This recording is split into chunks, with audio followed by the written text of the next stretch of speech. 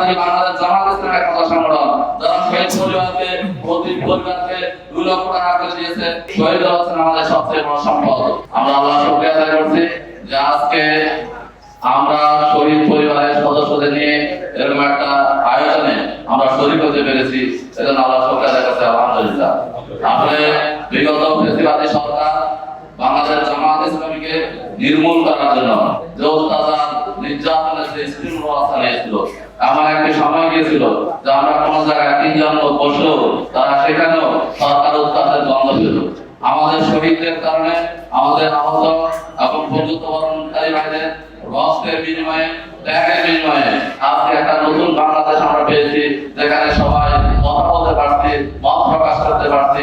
বাংলাদেশ একটি কোন একটা দলের কাছে যেভাবে কুক্ষিগত হয়ে গেছিল, যেখানে একটা দলের ছাড়া বাইরে কোনো মানুষ কথা বলতে পারতো না, কোনো মানুষের কোনো অধিকার ছিল না, সব তারাই ছিল দেশের একমাত্র মালিক, আর আমরা সবাই ছিলাম প্রবাসী। সেই ফ্যাসিবাদ এই জুলুমশাহী সরকারের পতন ঘটেছে যে আমাদের 24-এর আন্দোলনের শহীদ আহত বংশধরদের বাইরের ত্যাগ এবং কোরবানির বিনিময়ে। আমরা মনে করি শহীদ হচ্ছেন আমাদের সবচেয়ে বড় সম্পদ।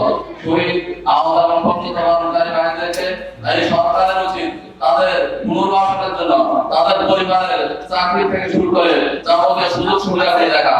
আমরা জানি আজকে হাসপাতাল, ঢাকা মেডিকেল সহ অনেক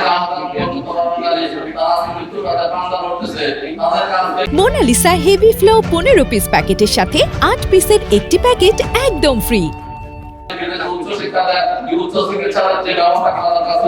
কিন্তু আজকে অন্তর্বর্তীকালীন সরকার সেখানে অনেক বেশি নজর দেওয়া দরকার। আমরা দেখি সেক্ষেত্রে কিছুটা বিফলতা দেখা যাচ্ছে।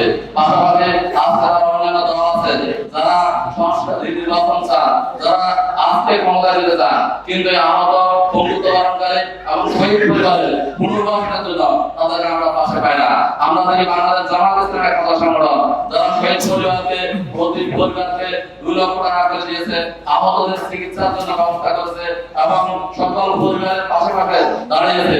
আমরা মনে করি আগামী দিনে এই একটি কল্যাণমূলক একটি ইসলামী রাষ্ট্র গঠন করার জন্য আমাদের আহত বন্ধুত্ব বরণকারী এবং শহীদ পরিবারের সদস্যরা অবশ্যই বাংলাদেশ জামাত ইসলামের পক্ষে ভূমিকা রাখবেন এবং আমরাও বাংলাদেশ জামাত ইসলামের পক্ষ থেকে আপনাদের যেগুলো প্রয়োজনে যখন আপনারা যেভাবে আমাদেরকে স্মরণ করবেন আমরা আপনাদের পাশে থাকবো ইনশাআল্লাহ।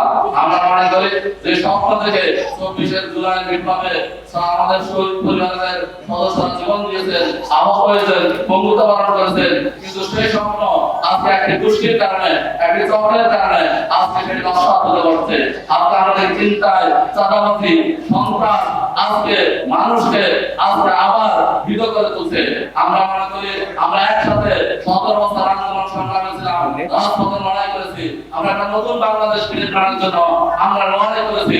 সব 24-এর শেখ হাসিনার পতনের ফলে সবাই ভেবেছিল এরকম আর কোনো সন্ত্রাস থাকবে না, চাঁদাবাজ থাকবে না, কোনো ধরনের শিক্ষা প্রতিষ্ঠানে কোনো ধরনের সিট বাণিজ্য হবে না, কিন্তু আবার কেউ আমাদের এই দেশকে আবার পিছিয়ে নিয়ে যাওয়ার ষড়যন্ত্র করেন, চক্রান্ত করেন। আমরা মনে করি শহীদ পরিবারের সদস্যরা এবং আহত বন্ধুত্ব বরণকারীরা তারা অবশ্যই প্রয়োজনে আবার আমরা জীবন দিব, আবার আমরা রাজপথে দাঁড়াবো, কিন্তু বাংলাদেশকে আমরা বিপরীত দিকে যেতে দেব না ইনশাআল্লাহ।